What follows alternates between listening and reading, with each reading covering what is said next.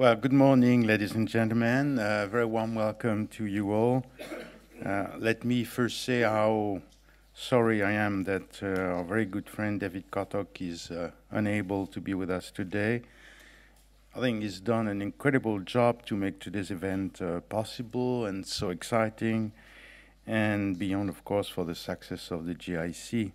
We will definitely all be missing him very much. But of course, the most important now is that he recovers soon, and this is all I hope for. Well, despite this bad news, it's a true pleasure for the Banque de France and for myself to welcome the Global Interdependence Center, especially after these 2 years' time, since we were unfortunately not able to organize a common event last year, and this was definitely too long. The fact that we meet again together today shows our willingness to keep on strengthening the long-term and very fruitful cooperation between GIC and the Banque de France. As you can see, we changed our atmosphere somewhat from the 18th century Golden Gallery to the 21st century bright new conference center. I hope you are not too disappointed, but our architectural jewel, I mean, that's of the 18th century, needed a good lifting to be able to host many more events in great conditions in the future. So I'll stop here my remarks. I'll give the floor to Michael Drury, who will comment on the program of today, which promises to be extremely interesting. And I wish you all a very good conference. Thank you.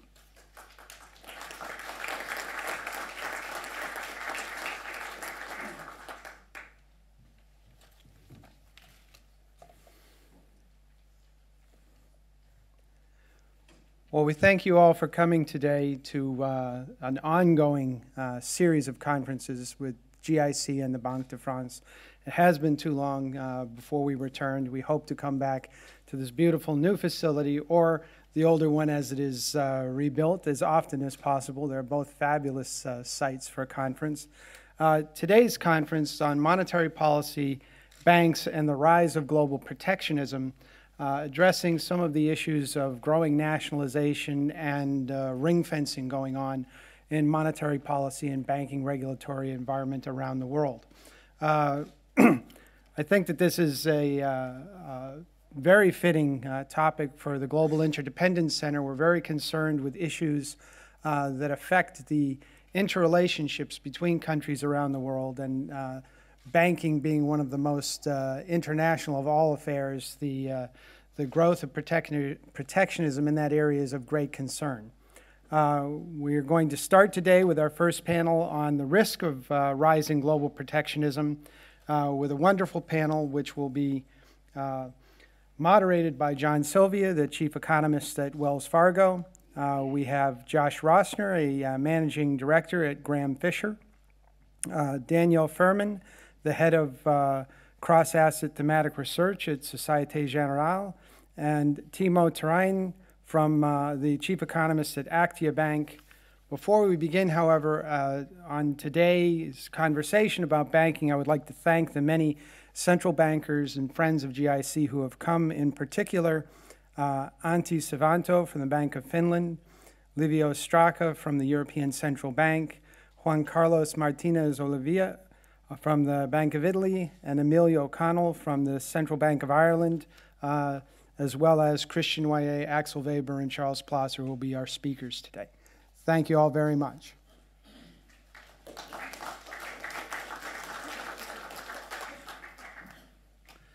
So our topic for the first session today is a very, very traditional, a very old topic. It has to do with everything we've known basically from the 16th, 17th century on.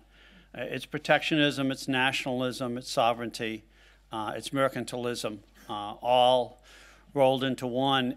I think when we're thinking about this topic in terms of global protectionism, we really have to go back to many of the thoughts we've had many times before, but also finding a balance. How much protectionism is the right amount, how much open liberalism is there in the system. So we have three speakers today who will address that issue. The first speaker today is Timo. I know all these characters, so I don't really need the last names. But Timo, again, is chief economist at Akkia Bank. Before that, he was an economist at the Bank of Finland. He plays guitar very, very well. His wife is an excellent singer, and they provide wonderful entertainment on our trips. Our second speaker here is Josh Rosner. Josh, I think, is most noted in the United States, at least, as being an author of a very interesting book with someone else who shall go unnamed. But I think Reckless Endangerment was a great piece of work for those of you who want to understand the institutional background behind the subprime housing crisis in the United States.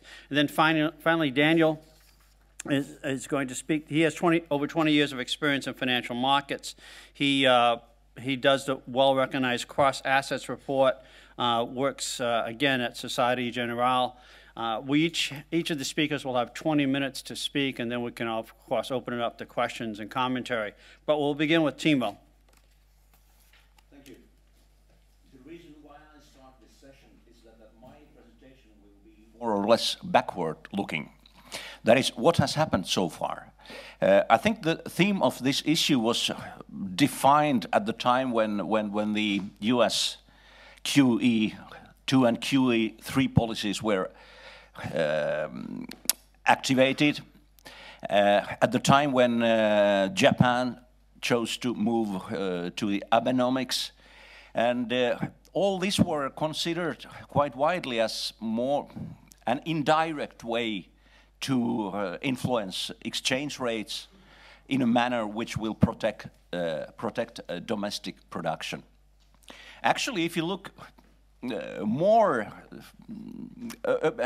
take a little longer view backwards, I think that during the whole era of strengthening globalization, offshoring of jobs and production from developed countries to Asia and otherwhere, the fear of some kind of protectionist activism has been there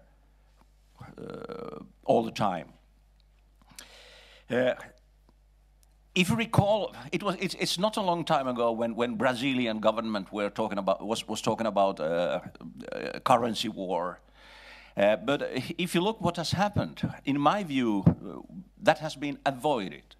And perhaps one could say that governments all over the world have so far shown that they have learned something from the history. Competing devaluations have never helped any participant.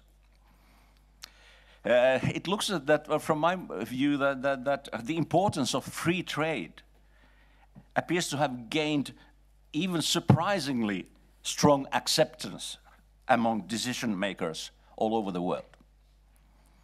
In a broader perspective, protectionism has existed as long as there has been trade.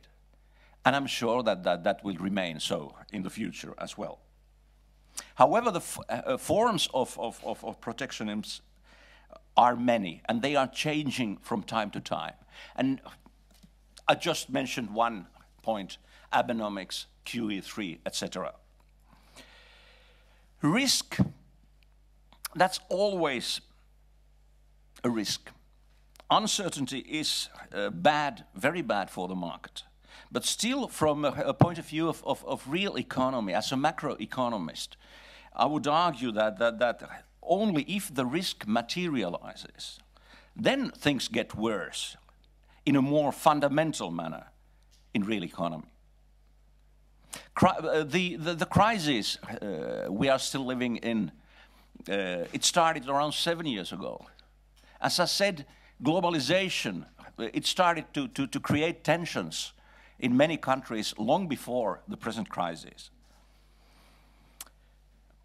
So I think it's fair to, and it's important to pose the question, have we seen signs of materialization of these kind of temptations or risks? I start with a view of a small open economy, my own, Finland. we are a very, very export-dependent economy. Both our exports and imports, they cover around 40% of our GDP. I made 2 phone calls. A call to chief economists of the Confederation of Finnish Industries, and the second call was to the chief economist of the Federation of Finnish Technology Industries. I posed the same question. Among their member companies, has there been discussion or complaints about new protectionist measures? And the answer was same. No companies have been complaining about that. So when they were complaining for existing protectionist measures, but not about a rise in these measures. So, to sum up, the evidence coming from this small open economy indicates that there is protectionism, but it has not increased. Okay, the second thing, I had a look. You can see it on the wall. IFO Institute produces for International Chamber of Commerce something they call the Index of Economic Freedom. That index includes a sub-indicator measuring trade freedom. And that is the thing that we are going to have a look now. Trade freedom in this comparison or survey, it is a composite measure of the absence of tariff and non-tariff barriers that affect imports and exports of goods and services. The trade freedom score is based on 2 inputs. 1, the trade-weighted average tariff rate. 2, non-tariff barriers. Non-tariff barriers, they are more in a way qualitatively measured, and if I recall correctly, they are classified in 5 different categories according to the level of these non-tariff barriers. So let's have a look at the global chart.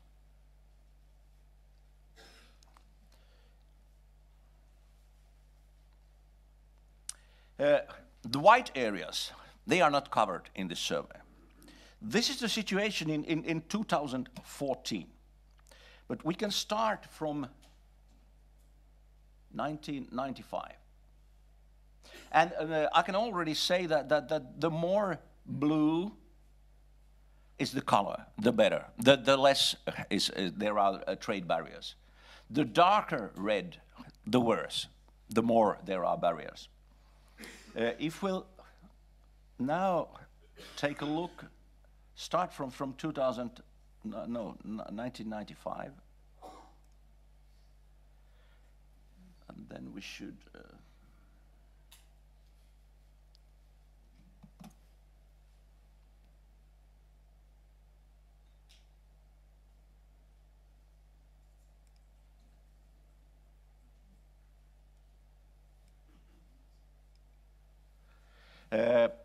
1995, I guess we are there now. Yeah. So the world looked like this.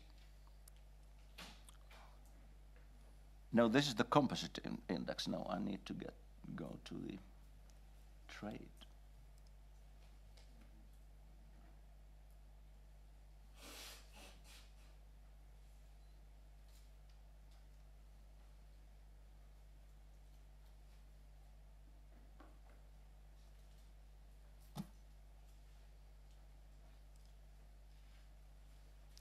It's like in Olympics.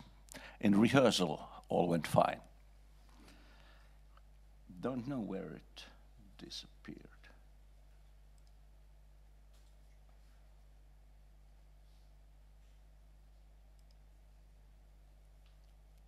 Okay, 1995 won't look like this. No. Still, it's 2014 where we are now. It looked like this. No blue color. When we move over to year 2002,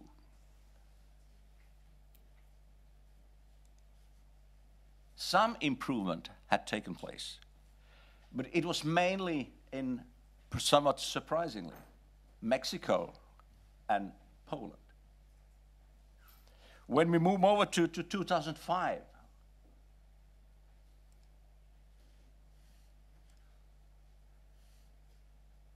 further improvement was made in EU, in Russia, in Brazil, not in US, China, or India.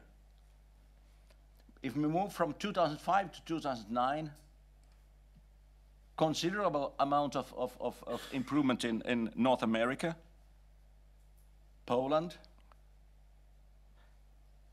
China, and Brazil. China and Brazil still on the not good side. No improvement in India. Between 2009 and 2012, improvement in China, but also in India. Mexico took some steps backwards. And then when we move from 2012 to 2014,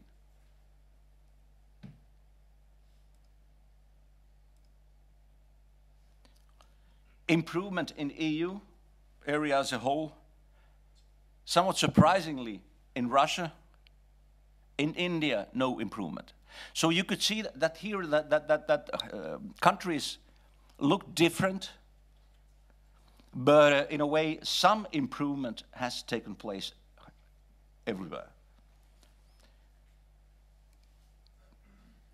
Then if we look at a kind of summary statistic, the higher, okay, you can see that the trend from 1995 to 2007, it was steady change, no, 2010. It was steady decline in these kind of barriers. What you could say about the last 4 or 5 years is that the trend of declining protectionism, it was halted. But I wouldn't say that you can see a clear increase in protectionism. You can also have a look at the of country composition, which is the third chart. If we start from 1995, you can see that there was just about no blue color. When we move over 10 years forward, it had improved considerably. And if you then have a look at the, no, we have to also have India, China, Russia there on the red side. But if you then look what has happened here in the crisis years, in this set of countries, you see that the degree of protectionism, it has varied, but also here you can see that in a way no major changes have taken place. So far, I think that one can say that these risks have not materialized. We all know that history is no proof for future. But still, in my tentative view, I would argue that the stress for this kind of protectionist measure was at its biggest, perhaps 2 or 3 years ago. And in the near future, it is whatever, it is smaller than it was. Of course, you can say that you can think that European, okay, populism is it creates very easily promises of protectionist measures to support domestic activities.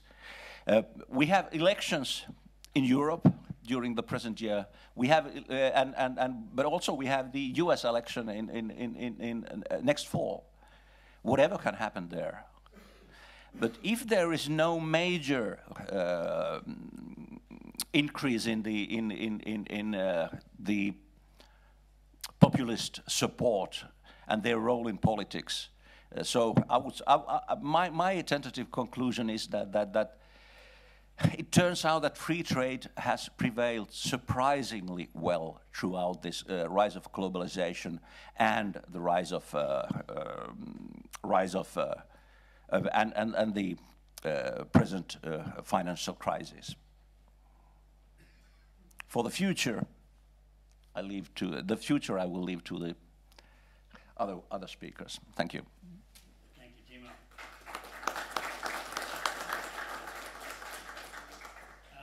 So what do we need to learn? I think a couple of things. One, Timo mentioned the form of protectionism can change over time.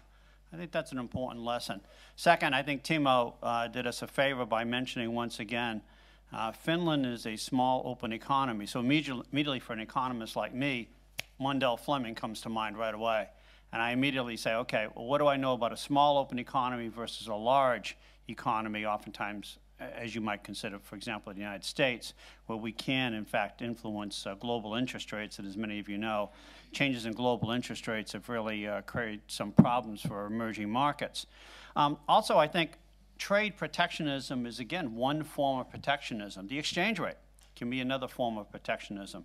I know, obviously, when Christian was a young research assistant at the Bank of France some 20 or 30 years ago, we'll all recall many of us learning our first lessons in the 1980s, where we had one accord after another, where essentially governments agreed to target exchange rates, to manipulate exchange rates, to achieve certain goals. So there's a little bit of a history there, and I think it's a very good economic framework to go on when we look at our discussion going forward. Protectionism, many different forms. We've had a history of using exchange rates to achieve certain goals, particularly in terms of trade flows. And we have to have a framework. In economics and in economic analysis, we just can't talk about things. We have to have a framework. And I think a small open economy versus a large open economy, Mundell Fleming kind of a framework, I think serves us well. Daniel, you're next up. Thank you. Good morning to everyone. I think it works. So as Tino showed you, we have some strong improvement since 1995, more freedom. So why are we talking now about rising global protectionism? Is it a myth? Will it become a reality? What could we say for the near future? So what I will show you in this slideshow is that my major fear comes from emerging markets. In a way or another, I will show you that each time you have a crisis, then a country or a group of countries try to do some protectionism. So let's try to see what is the world today. Today, what we see in this map is that Asia is clearly now the center of inter-regional trade. More and more business, more and more trade is done via Asia, China, and their satellites. So this region is key to understand the process of globalization and the process of potential risk of rising protectionism. 30 years ago, it wasn't the same picture. The trade war between US and Europe. So a big change in the last 30 years. So if we're looking at the micro level, what happened? Very simply, I tried to draw this picture explaining what happened over the last 30 years. Basically, corporates from the US, Europe, Japan, move their businesses, part of their businesses, to what we now call emerging countries, China, India, or even Russia or Brazil. What were they looking for in those countries? They were looking for growth and profitability. That was a place to be to find growth and profitability. And clearly, the growth, the economic growth in those countries has been great. Risks were there, but really some growth were found, and the most successful corporates were those which move in those countries. But since 2007, we enter a new area, an area of crisis. And in this chart, I try to explain what the crisis looks like. First step of a crisis, US subprime crisis, 2007, 2012. I think the crisis is over. As Mr. Bernanke said last May, he's going to begin to taper. He did so in December, and Mrs. Yellen is continuing this job. So basically, this crisis is over, but during a long time, we had rates at a very, very, very low levels. The second step is the euro crisis.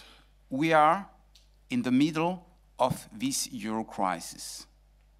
The crisis is not over. Spreads between Germany and countries like Spain or Italy are now at their lowest level since 2007, 2008.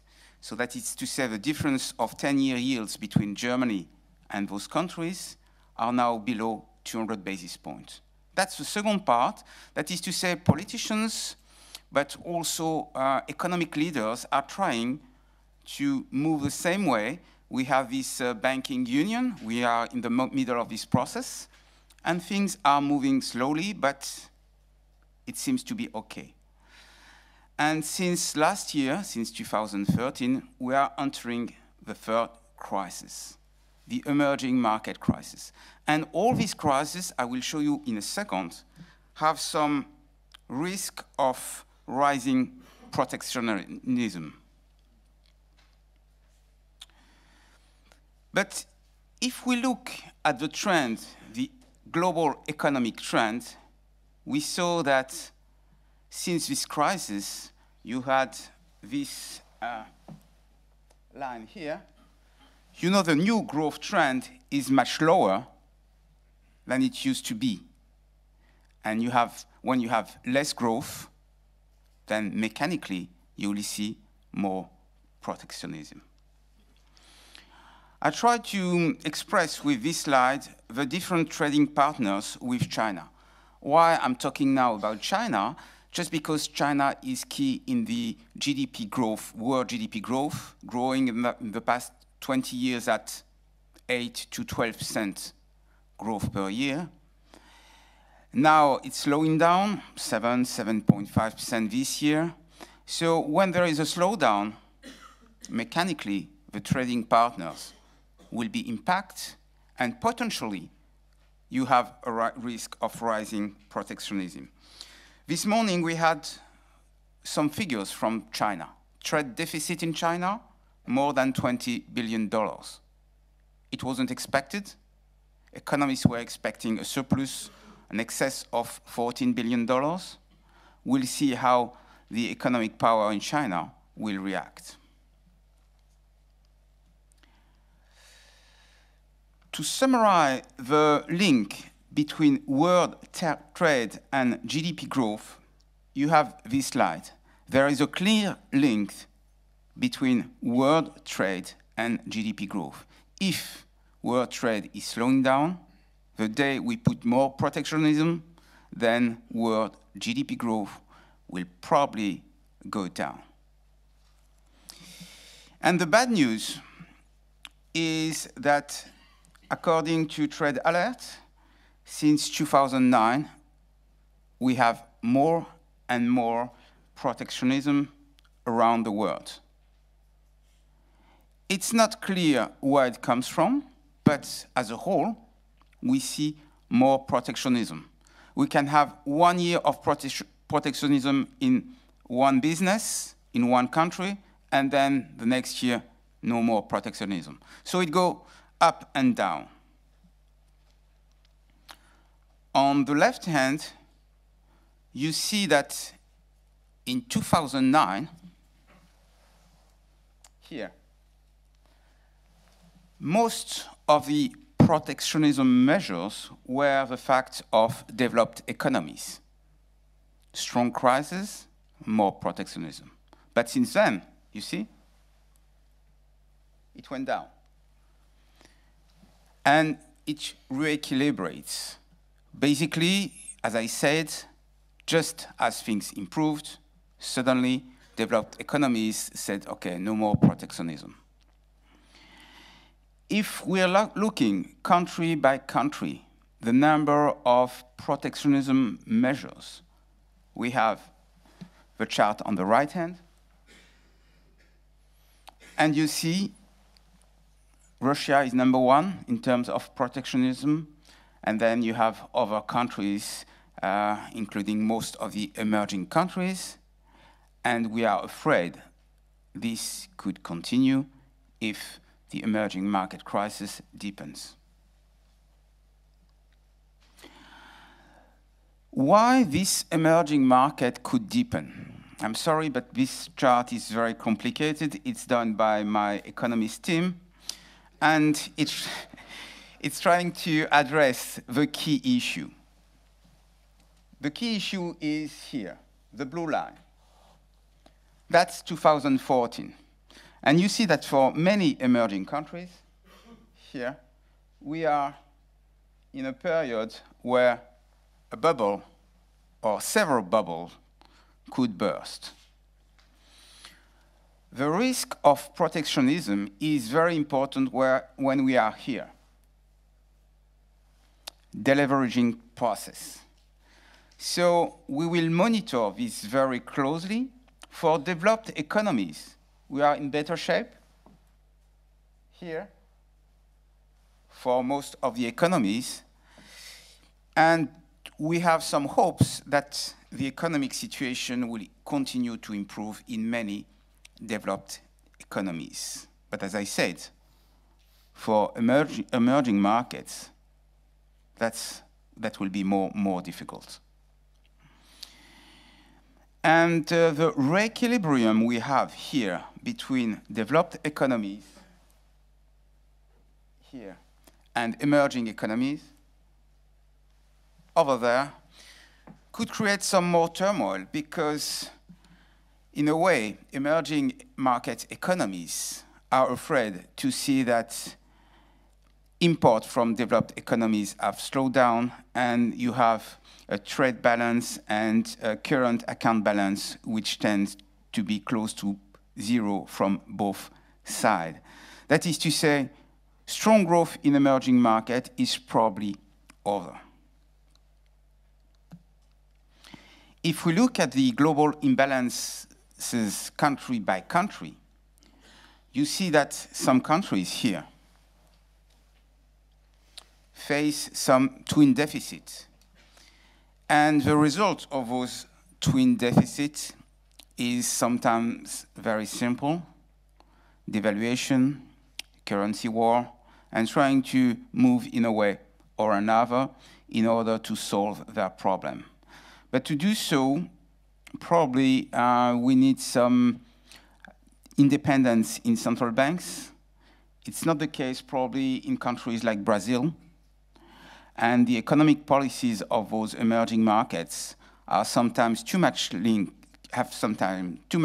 to the political power.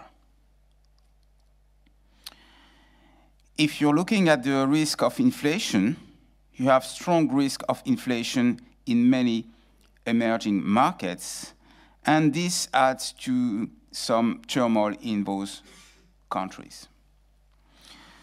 So basically, what we did here is trying to rank most of the emerging markets we are following, with some key risks, key issues we see in each country. The first key issue is private debt, which is at risk in many emerging markets, too much debt. In this case, you have the red light. The second point is the financial system. Some financial systems are very weak.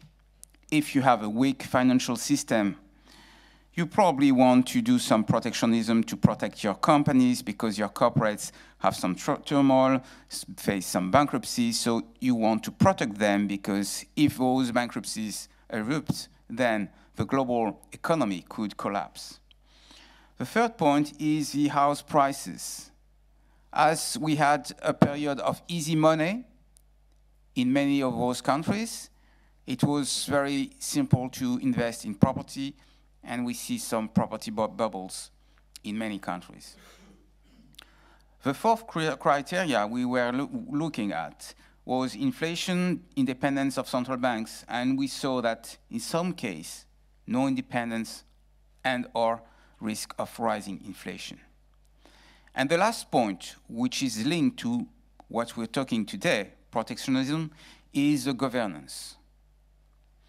And this governance is measured by Transparency.org, for example. Transparency International is giving us some data, and we monitor these data. And we see that in some countries, the rules are not respected.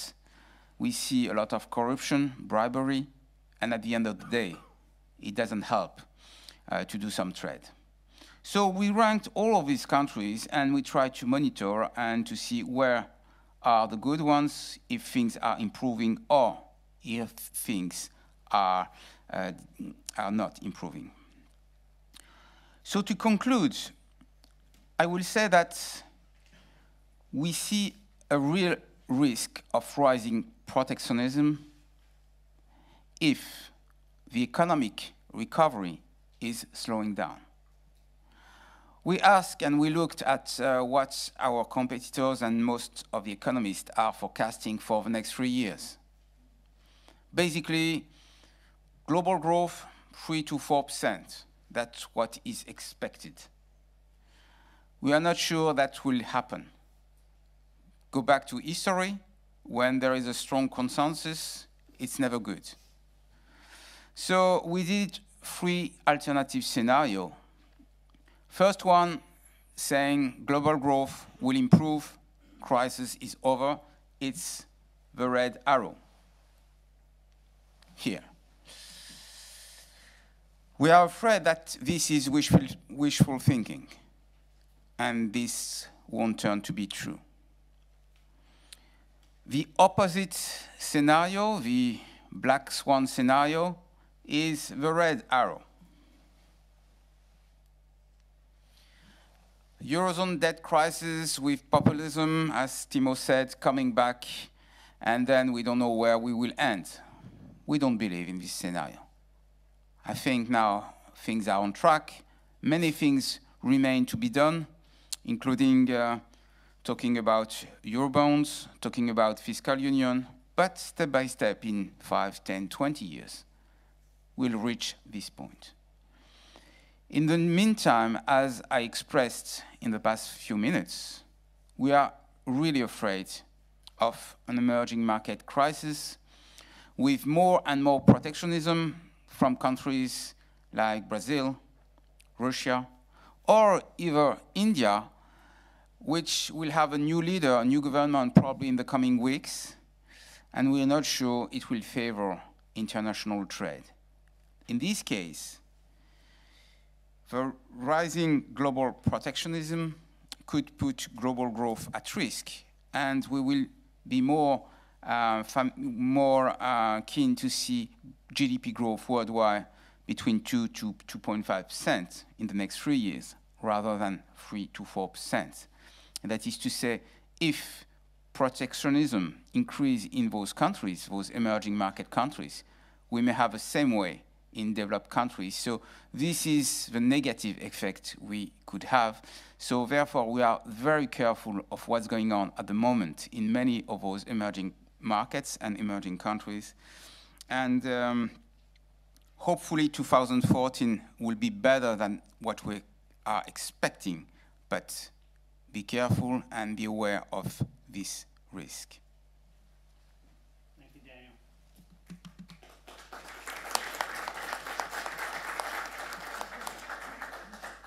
So what did we learn? First, I think Daniel has a good point that protectionism actually can be quite cyclical. That when growth is scarce, governments will use other means to get the growth or to protect the growth they have. I think that was a key point. We sometimes think that there's a linear process where we become freer and freer with trade over time. And I think Daniel's point's well taken that, you know, that linear process sometimes can go backwards. And when you look at some of the maps that was being portrayed, you kind of get a sense that maybe protectionism is a little bit cyclical. I think that's a key point. I think also to reemphasize one of Timo's points from Daniel's presentation was that we saw in Argentina, and I know Josh will talk a little bit about Argentina, but Argentina was an interesting story about governance and the arbitrariness of governments. Daniel talked about twin deficits, and traditionally for an economist, that is the way that we define, you know, the macroeconomic picture in terms of trade and economic growth. But I think in this case, we kind of had a sense that there's something else going on. It's intriguing when you looked at one of Daniel's graphs. Russia seemed to have a very, very high level of protectionism or going backwards in terms of its protectionism, yet at the same time, it looked to have a very good budget and current account balance position.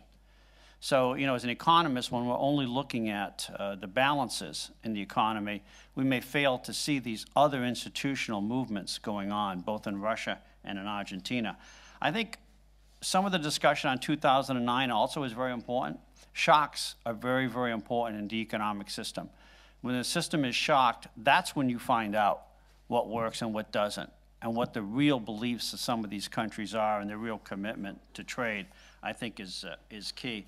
And then finally, again, the financial system. Besides the real side of the economy, the financial system, absolutely key. And so once again, when we look at China, we find that its non-financial debt and its banking system have this unique relationship that you would not pick up if all you did is look at the current account balance or the fiscal balance of the federal government. So I think, again, some interesting aspects to the whole process. But I'll let Josh proceed and finish up here. Thank you. So, why isn't it forwarding?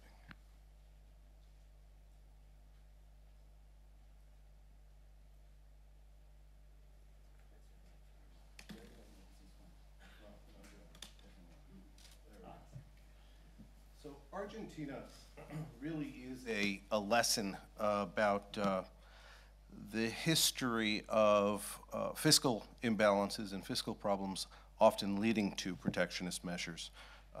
It's important to think about this as the history of Argentina, which unfortunately is also, I think, a larger impulse in sovereigns, which is the disagreement between two divergent streams of thought, liberalism and populism. And in general, the liberals stood for virtues of a society open to international opportunities and influences, whereas the national populists emphasize indigenous autonomous development. And I think that is the impulse of nations. And Argentina has demonstrated itself as an extreme example of that over and over. And since its largest default in history at the beginning of the millennium, Argentina has been suffering from its failure to reintegrate with the global economy, and that populist tendency has really reinforced the protectionism. If you look and think about Argentina as in its history, it was the 8th largest economy in the world at the turn of the 20th century. And today, 73rd in real per capita income, 106th out of 177 countries in transparency, 124 out of 185 in the cost of doing business index, and it's in the bottom 15 countries of in the World Index of Economic Freedom, which we discussed earlier. I think it's important to remember that or think about the fact that quite often High levels of public debt often lead to a political decision to default, because in a sovereign, default is almost never anything other than a political decision. And we really need to think about this relative to what's gone on in the larger economies, where we've got historically high levels of public debt. We've seen a series of competitive, I would argue, devaluations, which in some sense lead to the potential for increased protectionist measures. A decade after their default, they're still isolated, and the country has resorted to more and more distortive policies, really to avoid having to reintegrate with the global economy, largely out of a fear of reigniting a large growth of public debt in international markets. So they failed to settle their disputes with ICSID World Bank claimants. They've failed to address the manipulation of their public statistics, their official statistics, including their inflation statistics. And they haven't settled their outstanding disputes with holdout creditors from the 2002 default, 2001-2002 default, which has effectively locked them out of the capital markets, leading to more and more protectionist measures. If you were to look, the problems became further exacerbated in the wake of the 2008 global financial crisis and the drought that the country experienced in 2009. And as a result, by 2011, 2012, it was the most protectionist country in the world, 2013, second most. In terms of investor-state disputes, it continues to be the most frequent respondent. On the larger US, China, EU, India are all respondents, are all claimants against Argentina in disputes. And their problems of protectionism really are a lesson for us all to look at, because of the effect not only that it has on their ability to reintegrate, but also on domestic policy. And this is actually a perfect example of the absurdity that's often driven by protectionist measures. So Argentina, trying to protect its domestic economy, required that in order to import, you needed to export equal value. And so if you look at the car industry, BMW has been forced to export an equivalent amount of upholstery, leather, car parts, processed rice. Porsche has become a major exporter, of olives and Malbec wine. Hyundai is sending soy flour to Vietnam, and Mitsubishi is selling peanuts. Okay? This really begs a whole host of questions. But if you were to look at what's gone on in terms of their, in terms of the monetary base, the picture becomes very clear. And here, I think importantly, I don't know whether you can read it. When you ask the Argentines what would they do with their money today, what you see is literally keeping pesos at home, and I mean at home under the mattress. I'm not talking about versus international, is by far the largest percentage of the response, and it's been growing. Go shopping is the result of the inflation of the monetary base, and there is increasing discomfort with deposits.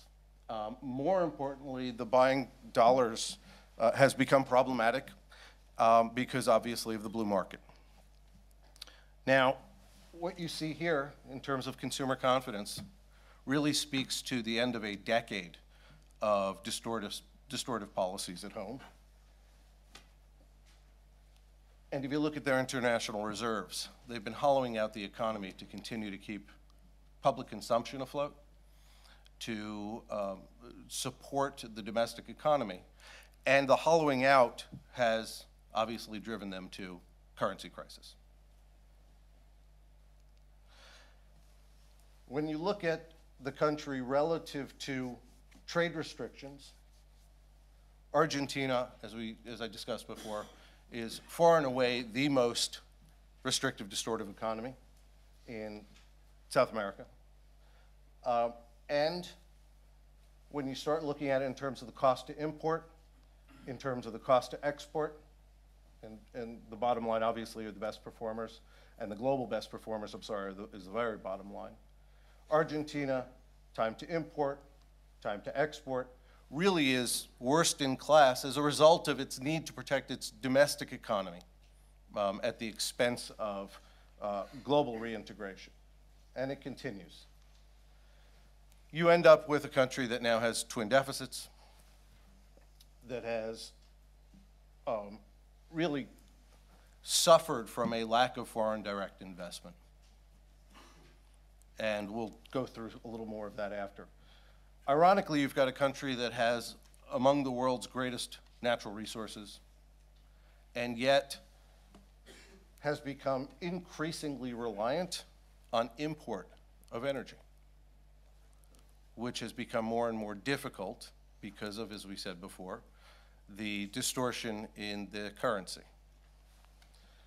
So you look at the total oil supply versus consumption, and you've got a country that has enough oil in the ground to meet not only its demand, but export demand, yet they haven't had the foreign direct investment since the crisis that would allow them to get it out of the ground.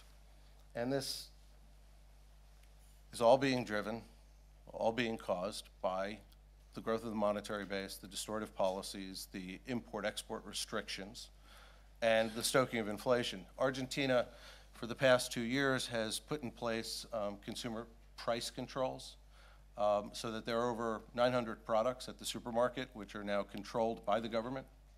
And they're fining companies, retailers, who are violating those price caps.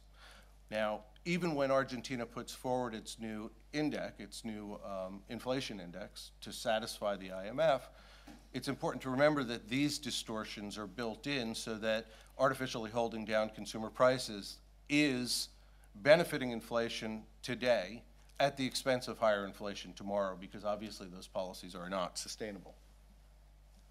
So, as an example to the world, increasingly unstable and unmanageable situation, increasingly exposed, ironically, because of a lack of reintegration into the global economy, because of a lack of access to global capital markets, because of a lack of access to cheap debt financing, has brought itself right back to the edge of default. They currently have the ability to settle their outstanding international disputes and reintegrate, but again, the government's belief is that they need to satisfy the populist demand that they've been stoking for the past decade to avoid reintegration.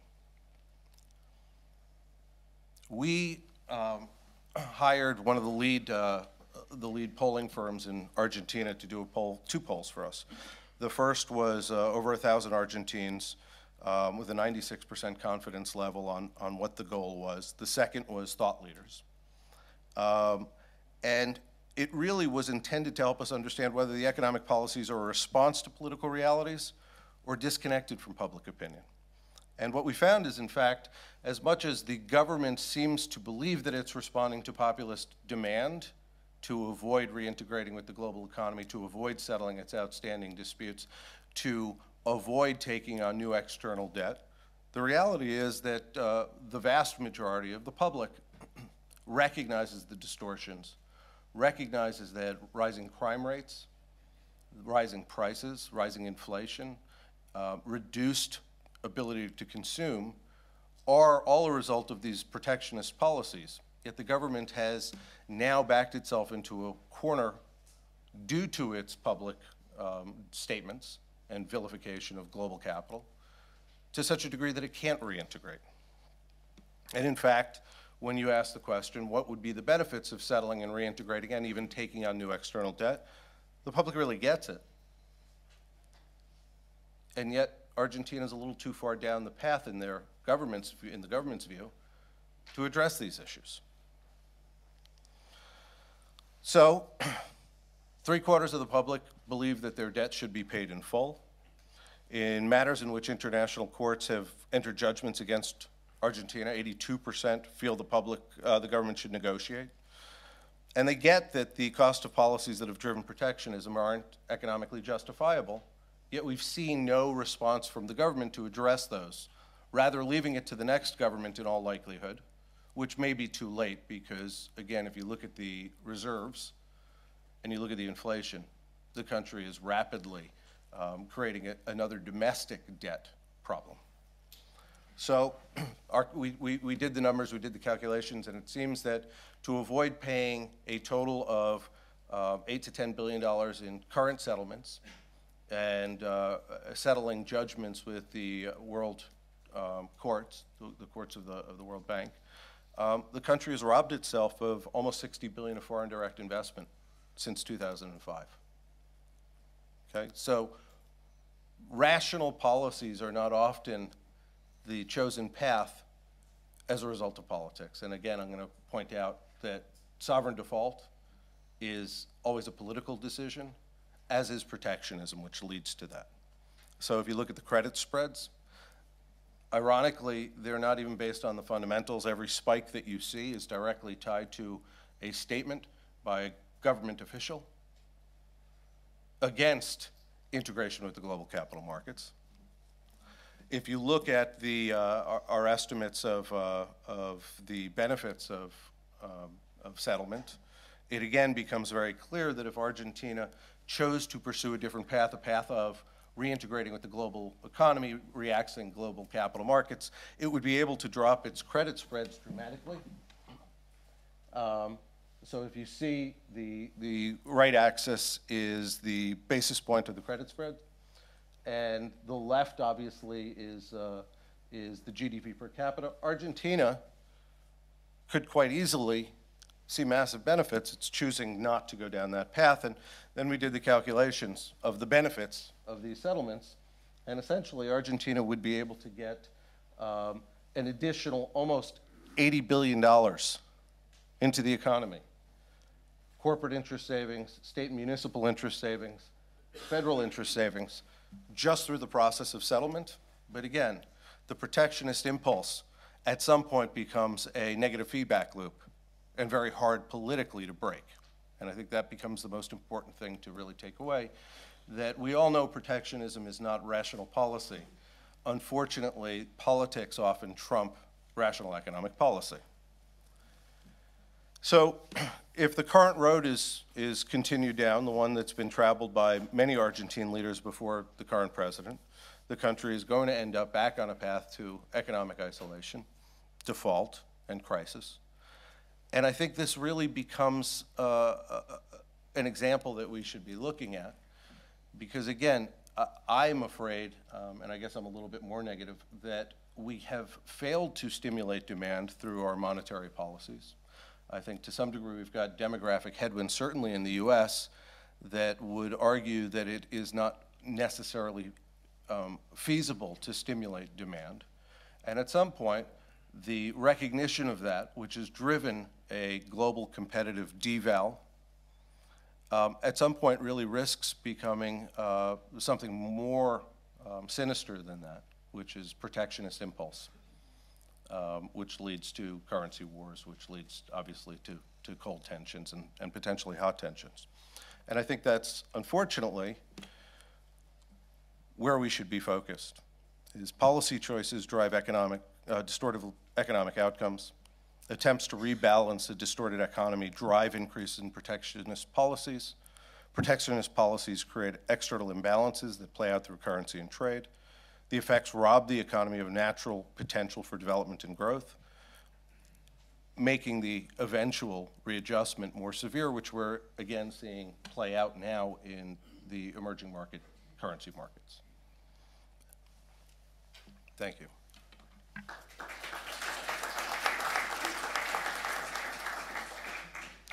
Well, as some of you know, Josh and I have been fishing buddies for many, many years, and I still have great difficulty tempering his unbridled optimism about how the world works.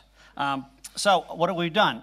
What Josh has done is, again, broaden our framework. We as economists, again, focus a little bit on current account balances and trade balances and a little bit on fiscal balances. And what Josh is bringing to the framework here is that oftentimes a little bit of politics and populism gets involved. And we'd like to think about, yes, there are huge benefits from trade if we just follow a more liberal policy, but actually the politics get in the way. But I think it's a little bit interesting, subtle twist that Josh has put on this, because we oftentimes think of populism in the sense of, at least from a North American perspective, of a Mexico that wants to protect agriculture for the masses.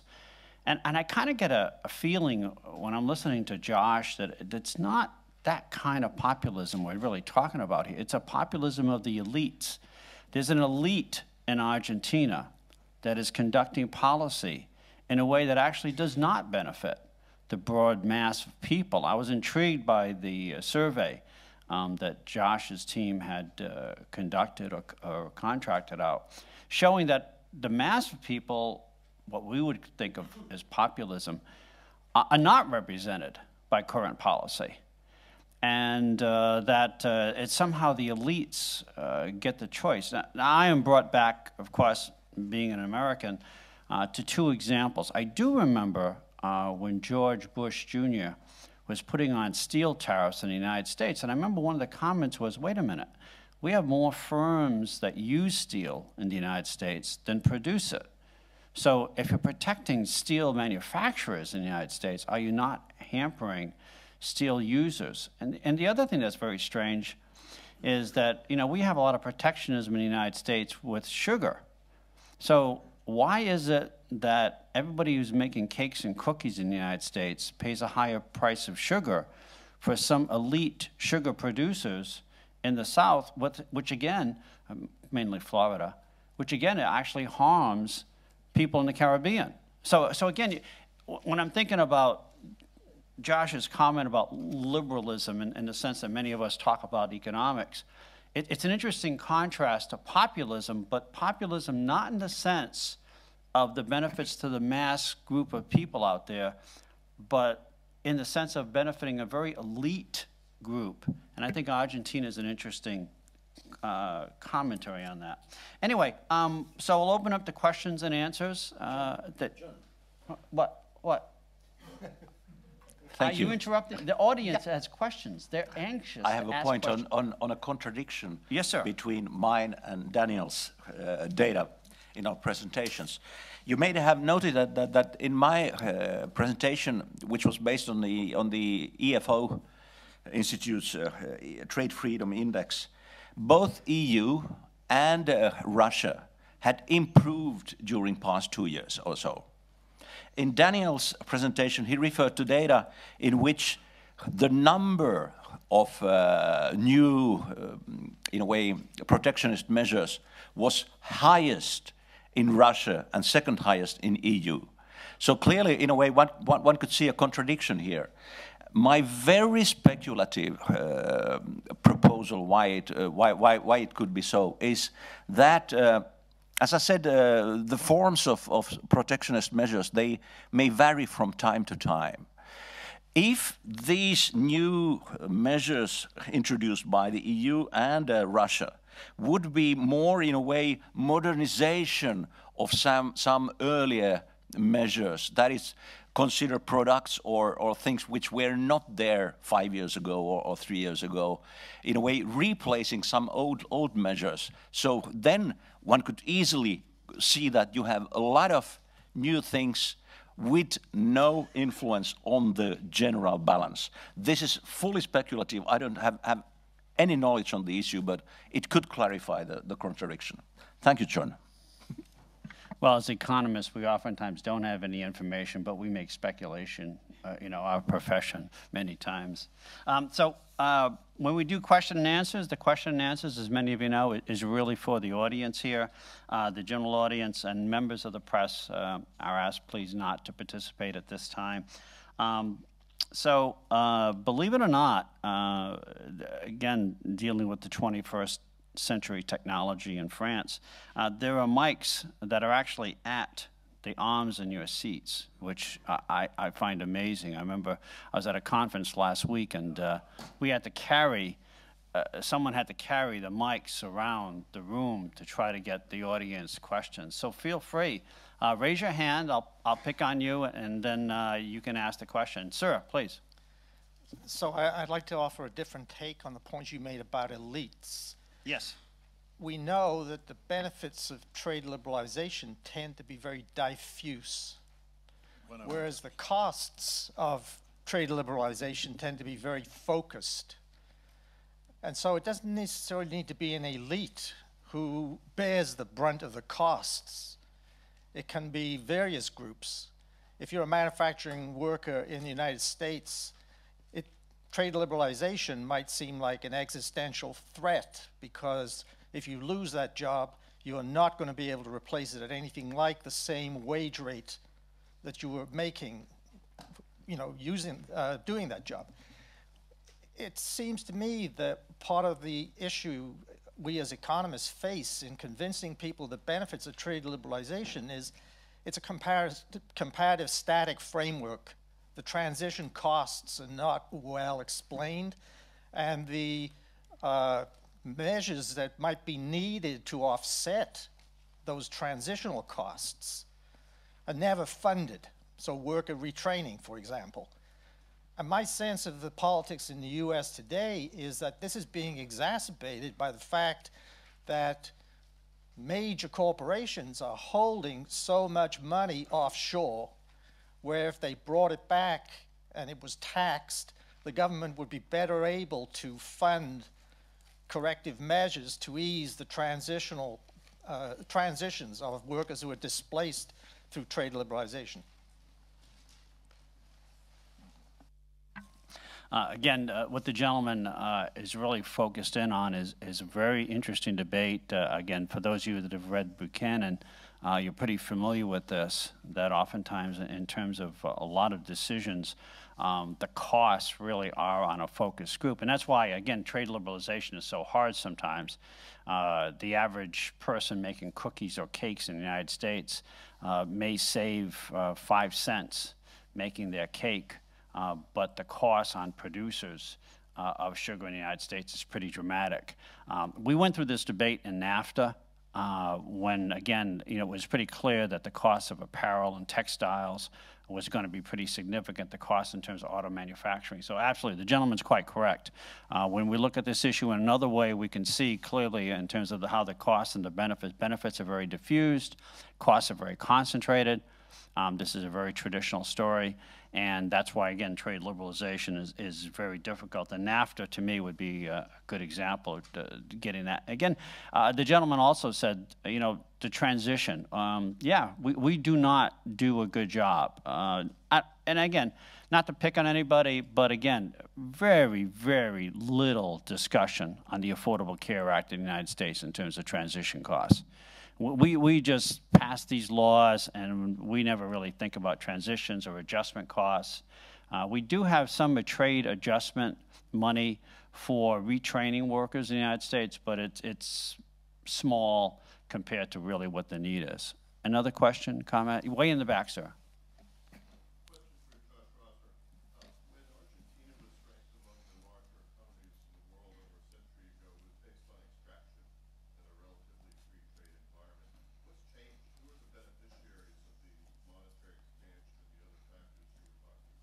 Well, I mean, at this point, it's unfortunately the government itself.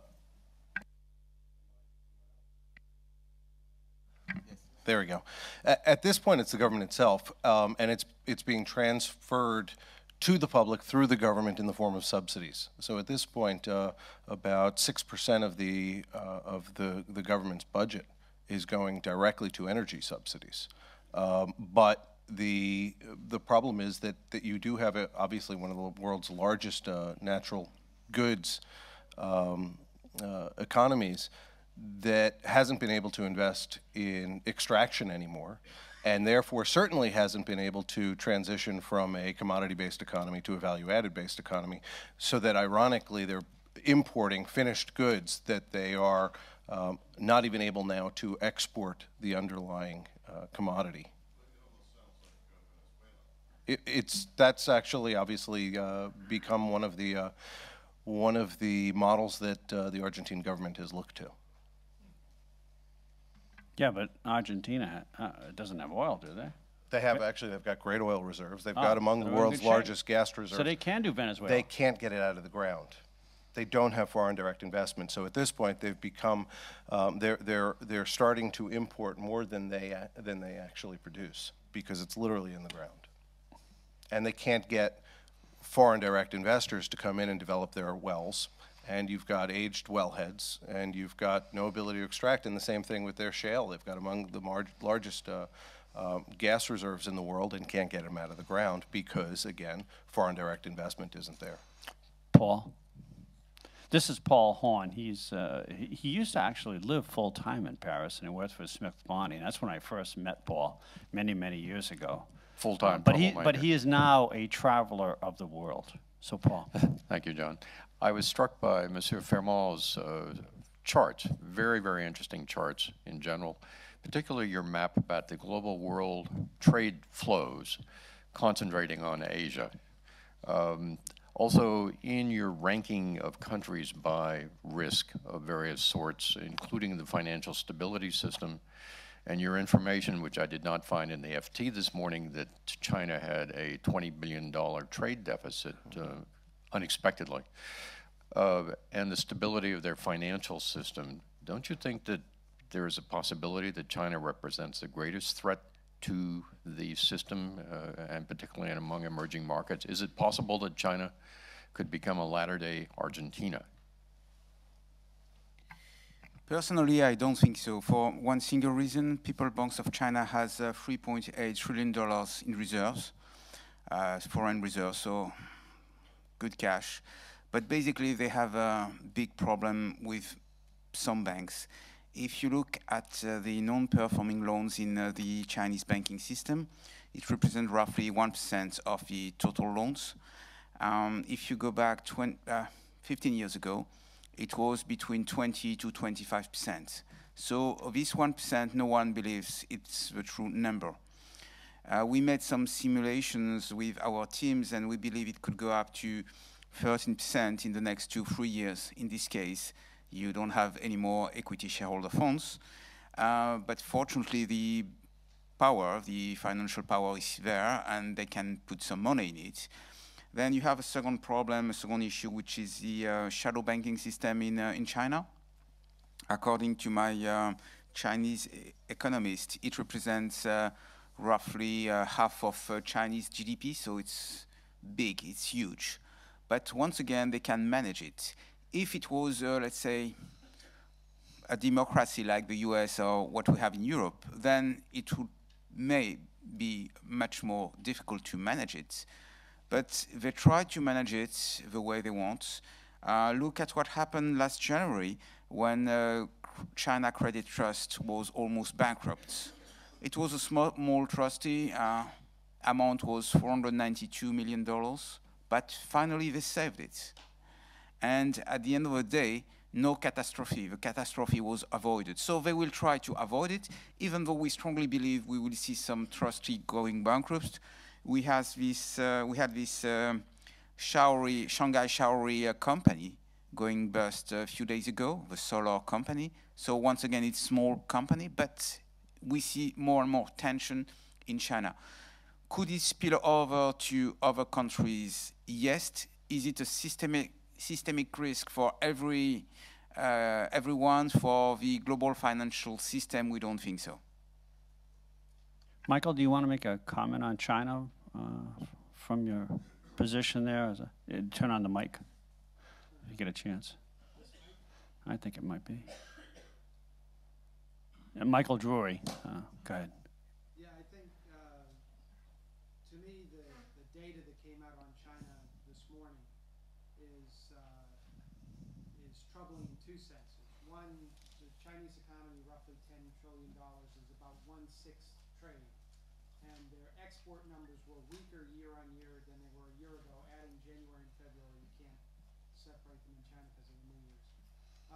And their imports for reprocessing were basically flat. So two indications that the global demand for China's exports were 0 to negative.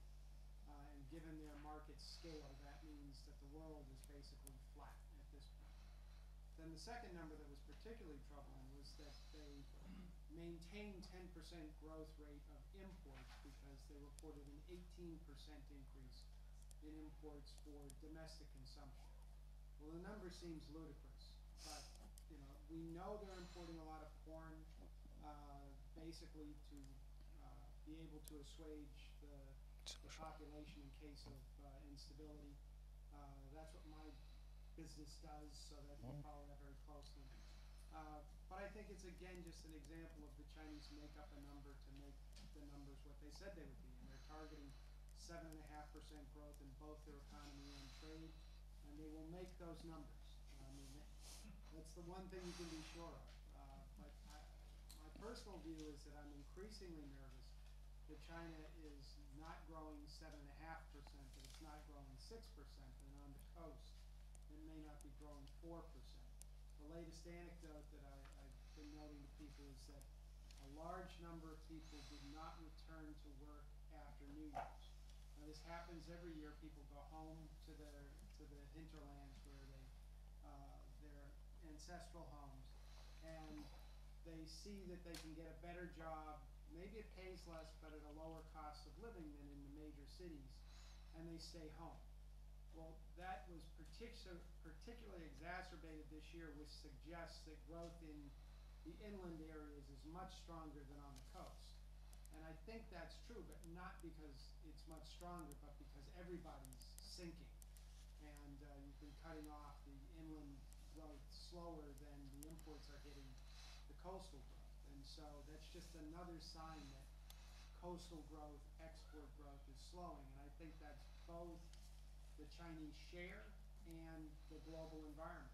And it's the feedback loop between European banks financing Asian demand, which is of Chinese exports. It's that loop that makes me most nervous about this whole global production. Okay. On China specifically, though, and I don't follow China closely, but at the end of the day, don't we also have to think about the fact that the China domestic sovereign market, debt market, remains closed. Within the next 3 to 5 years, it's expected to be open. And given the fact that that market is already domestically almost the size of the European Union market, that ultimately will be a release valve for China. Well, this goes back to Daniel's comment. When you have $3.8 trillion in foreign That's right. reserves, you're not in as big a trouble as That's right. Argentina, which is at, what, 25? No, and falling quickly. Yeah. Gentleman had a question over there, sir, please.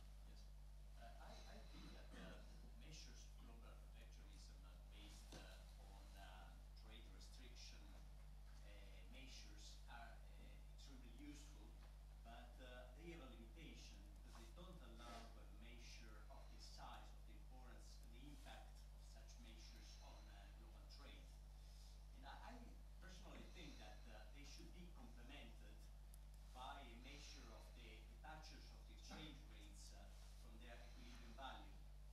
And also in an analysis of the exchange rate manipulation, that is an indicator of the currency war debt and the impact would be extremely useful. And I would like some of the speakers to comment on this.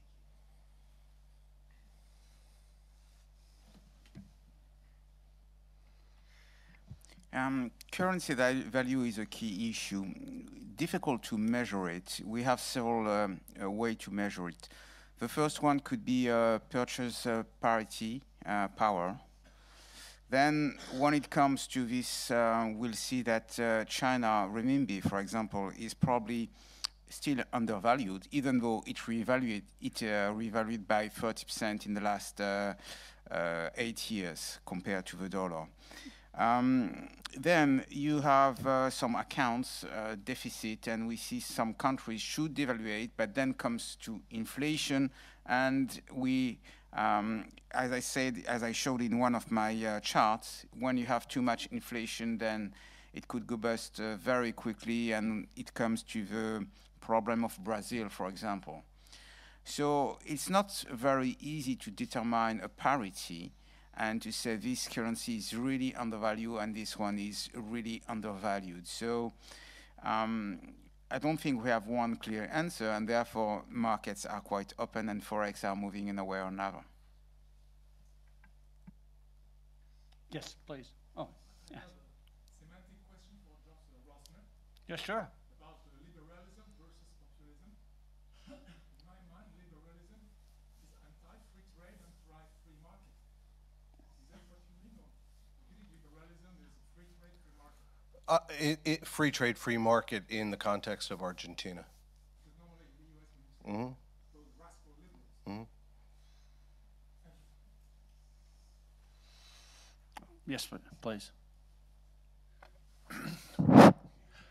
The Bank for International Settlements has recently reported that the total global debt, in part because of what is described as a national spending spree worldwide, now exceeds $100 trillion. What effect do you see this having on protectionism? Do you feel it being ameliorated any time in the near future? Well, from my perspective, that was precisely where I was coming from at the beginning of my comments. That at the end of the day, the third world problems are now first world problems, as seen in first world sovereign debt loads. The ability to, or the inability to effectively use monetary policy to address domestic imbalances has become increasingly apparent. And at some point, I do fear that the competitive devaluation stoking the ultimate end in protectionism will rise, and I think this is a vitally important lesson of the emerging markets. And I know we don't like to think about it that way, but first world debt has never been higher. Public debt has never been higher.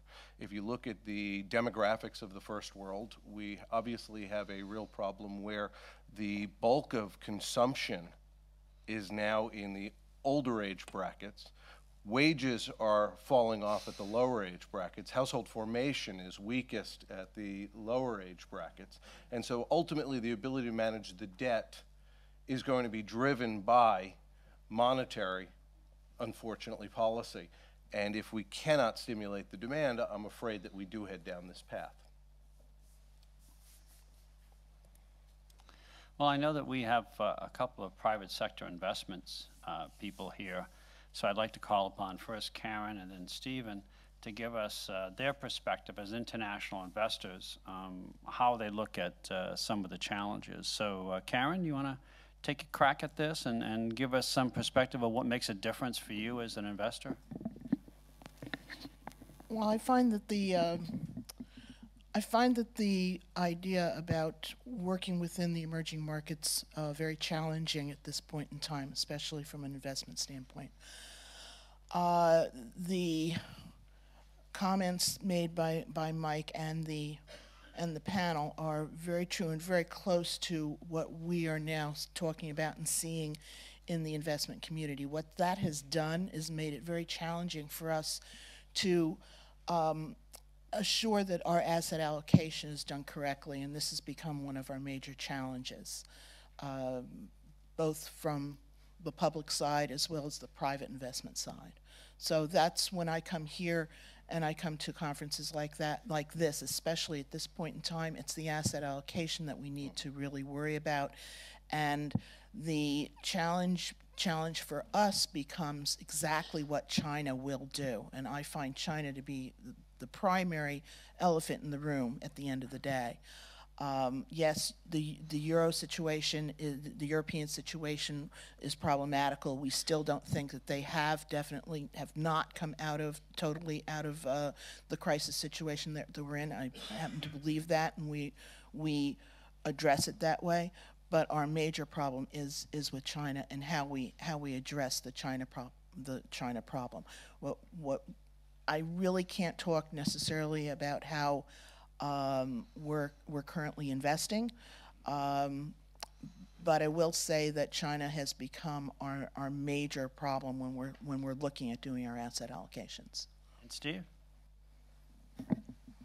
So observation I'd make is I was very encouraged, and I find it really eye-opening, the chart that Timo put up, that through all of the stresses we've had, that the global economy has stayed open.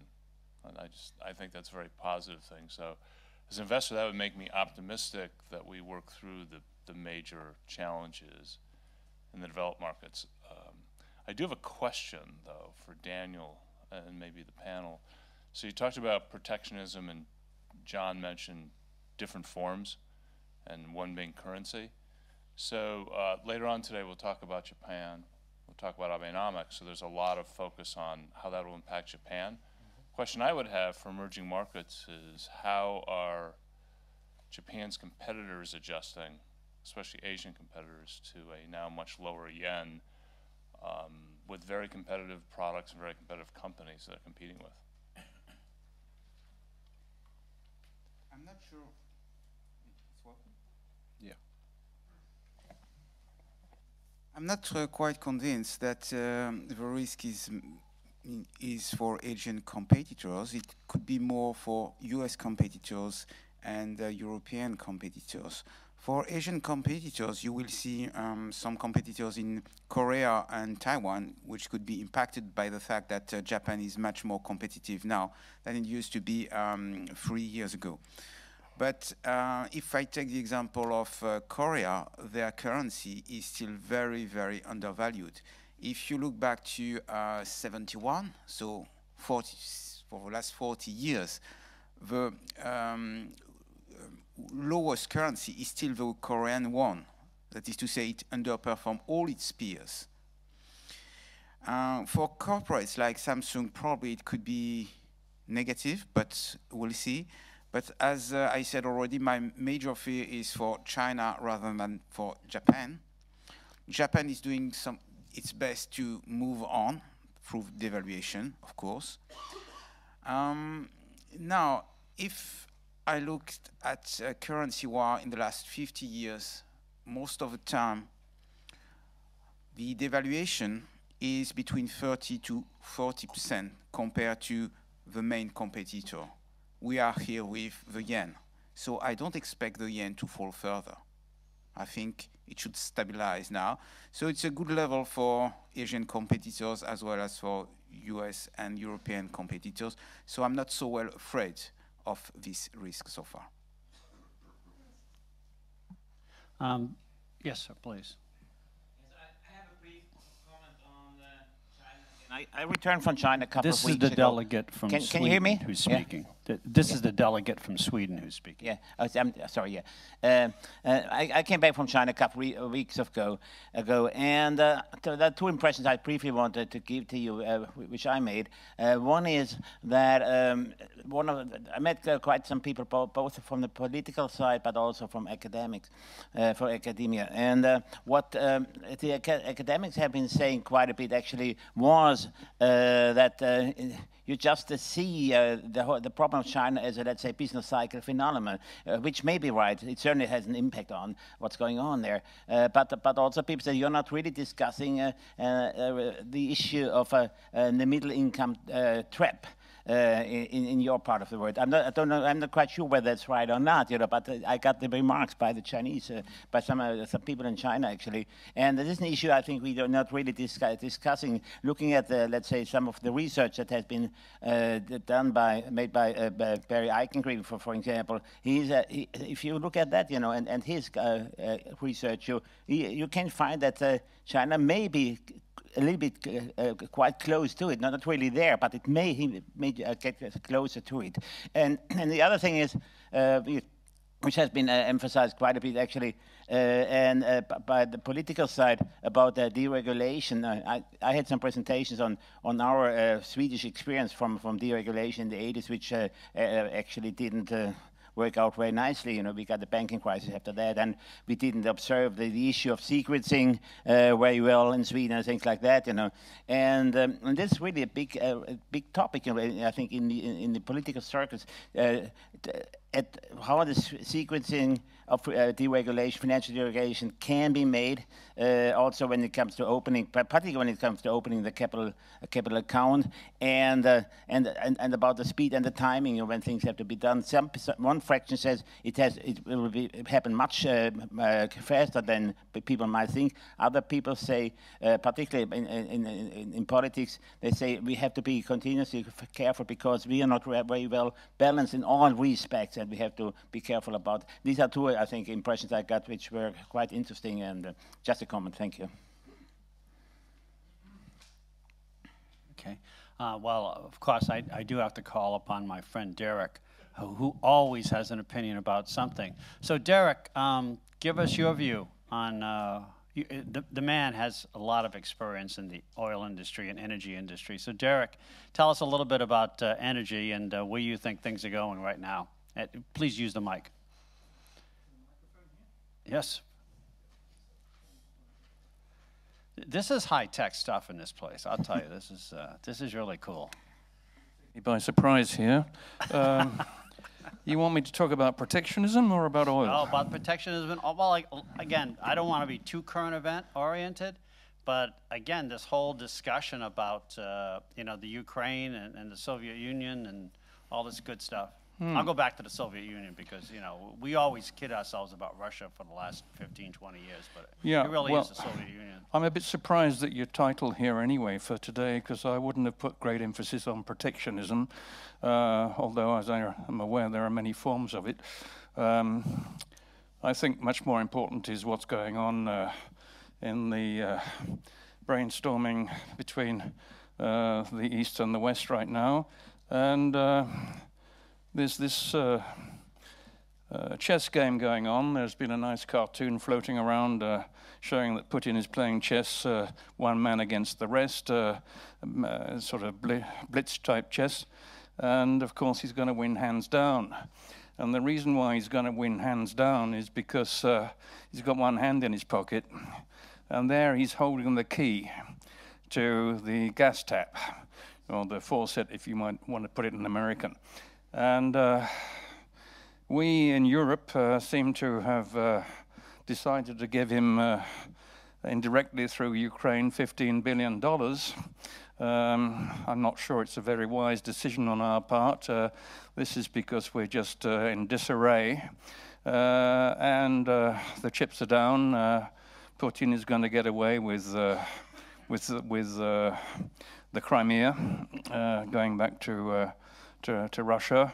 And it's the real question is if anybody's going to have any leverage on Mr. Putin in the future, as he's there for a long time yet, it has to be that you begin to export some of your shale gas. This is the big phenomenon, isn't it, of what's been going on since about 2007.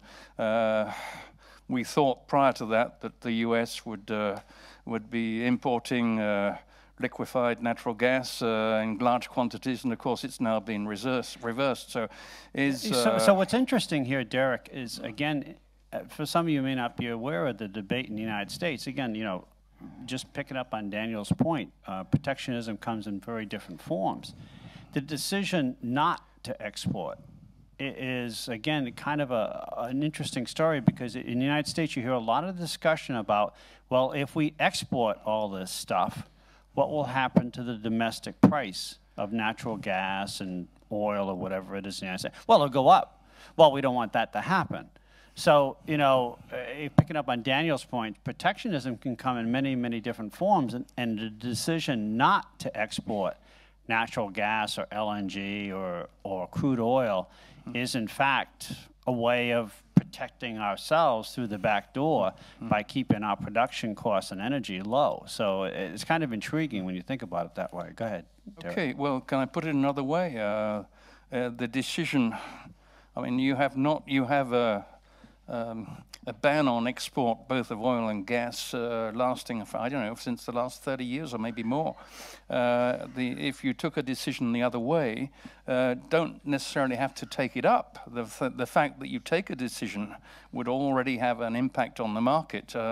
Even if you do take that decision, it's going to take a couple of years to put it into action. So the impact is not immediate, but it would certainly release Europe in the longer term from the stranglehold of the Russians. We know today, for example, that if Germany is being very nice to the Russians, it's because 40% of German imports of gas come from Russia. The alternatives are Norway, Algeria, and then liquefied natural gas. And the liquefied natural gas could eventually come from the United States. So we have an evolving situation where it may take another 5 years to relieve ourselves of the stranglehold of the Russian bear. But I think that meanwhile we have to see the Ukraine situation play itself out, and it's a dangerous game because there is far right in the revolutionary movement. It's not just people who want democracy. Democracy, as the economists have said, is in a disastrous state right now around the world. But Ukrainian wants democracy simply because they want to get as far away as possible from the Russian border, metaphorically, of course. The Economist magazine, for those of you that may not have seen it, had a recent piece on democracy, which I thought was, well, democracy, I guess, Paul, you probably read that as well, had an interesting piece on democracy and where is actually it is going forward. Let me call upon my colleague, Tim. Tim covers South Korea. Tim, your thoughts on Abenomics and its impact on South Korea? Any movements towards protectionism that you've seen about or heard on that? And then I'm going to call on Karsten because I want to hear his view about where things are relative to China. But go ahead, Tim. Yeah, I think that you know, the rolling out of the monetary piece of Abenomics had implications not just regionally in Asia, but global. I mean, even our own Secretary Liu, through the Obama administration, issued a sternly worded statement that we're not gonna stand by and tolerate this, expansion of your monetary base and de facto devaluation of your currency, more or less because that's our game. If you look at what United States and Bank of England have done in the wake of the financial crisis, more or less quadrupled the size of our monetary base. Japan now, on track to do the same thing. The question about, ECB has not done that yet, but, with the year-over-year rate of CPI inflation falling on trend over the last year or so, and potential deflation risks in the Eurozone, maybe a non-sterilized expansion of their monetary base is in the cards as well. So, I guess, going back to Mansour Farahman's point, that is another form of protectionism. And, I guess I worry at some point that none of this has led to any kind of, real serious inflation. And I think that to a large extent, that's the absence of bank lending and the, no money multiplier effect or velocity of money. And so maybe what I would put to the panel as sort of a question is at some point, when animal spirits do return a little bit and bank lending comes back online, do you see the potential for a global inflation problem? Maybe that's a problem we'd welcome at this point relative to, lack of animal spirits. Yeah, but Josh has given me a brilliant note, or actually it's an okay note, but I'll read it brilliantly. It's all in the intonation. It's all in the intonation. He talks about there's no discussion of banks' role as transmitters of protectionism and cause of national protectionist measures. But, it seems like, Josh, a lot of times when we talk about protectionism, we're always protecting our banks. That's right. Against foreign. That's right. Go ahead, I'm sorry. No, I think that's exactly right. And I think that also goes to some degree to your question or your comment. And you saw it play out in Europe, varying measures, varying countries, and driven by the political importance of the country. So we saw Ireland's initial impulse to use sovereign policy for the protection of their banks, the broader European response that they would not be able to do that, which ultimately had protectionist interest of the larger core countries in the Union at its heart. And so to some degree, I think we do have to look at the transmission through the monetary system. I think, though, we also have to recognize that the protectionism also is, in right now, the government desire to some degree, restrict the intermediation through the banking system for the rebuilding of capital, for the benefit of the sovereign system. And on the other side, I think, more specifically, I answered your question rather than the comment that I've made. I think it's important to remember that, at least in the U.S., only 1/3 of financial intermediation up until the crisis was through the banking system. Right? A full third was through the shadow banking system. A full third was through the securitization markets, market funding. Securitization in certain, at least in certain asset classes, obviously mortgage being the most pronounced, is gone. Is not really returning. We haven't fixed the private mechanisms. And it's all on, even when you talk about the GSEs, government-sponsored entities, Fannie and Freddie, it's all on government's balance sheet at the end of the day. We've got $5 trillion of off-balance sheet exposure that really should be reconsolidated through the GSEs. But so there's no private securitization. The shadow banking system is really non-functional at this point, growing, but also heading down the credit curve. And our banks really, I think the problem is as much a lack of quality demand. We've got $5 trillion of capital on our largest corporations' balance sheets. They're not spending it. So in terms of the demand for bank loans, it's not really there. The best customers, both on the consumer side and on the commercial side, don't need access to capital. There is no demand. And until you start going way down the credit curve, especially on the commercial side where they don't have access to market funding, you're not really seeing the demand, and the banks are more and more being constrained by regulators about those riskier loans. So let us wrap up. I'll go to Carsten. I know, Carsten, Michael was talking earlier about China and some of the disappointing numbers we've seen in China. And I know you've had, at least as far as the U.S. goes, a pretty positive view on U.S. economic growth. Do you see the Chinese issue and the issue of protectionism arising now, and how might that affect the economic outlook for the U.S.? Well, a couple of things. First of all, I think that China is, in some sense, working off a headache it built up after 2008 and 9 with a big credit binge that sort of brought the system into a space that the authorities didn't like.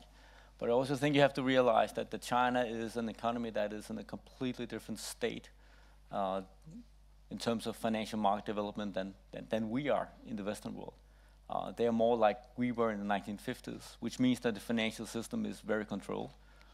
It's cut off from the rest of the world, and there's a lot of ability from the authorities to manipulate the financial system, savings, interest rates, losses, and all that. So the ability of the Chinese to handle a financial crisis is actually, or financial problems or debt, is actually much bigger than it is for the rest of us. And we saw that in the 1990s. I mean, Chinese has been through these kind of credit binge cycles a couple of times with very high non-performing loan ratios in the banking system. And they always managed it through nominal growth and just forgiveness and pretend and prolong. And I'll do again. So I think the Chinese ability to, I don't think Chinese economic policy is very brilliant or very more intelligent than anybody else's, but they have better instruments. And they have less risk in that sense. Do domestic social problems, though, threaten the ability of them to utilize those tools going forward? Well, let's thank the panel for their excellent commentary, and we're off to coffee.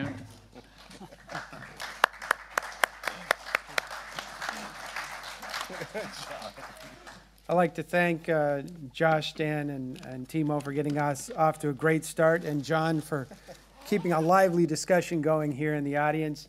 I think the best part of GIC conferences is the coffee break, where you get to leave and go and discuss this amongst yourself. So we're going to have a bit of an extended break here. We will be back at 11:15. So I hope you take advantage of the great start to the conference and have some discussions on your own while you're having a little coffee and snack.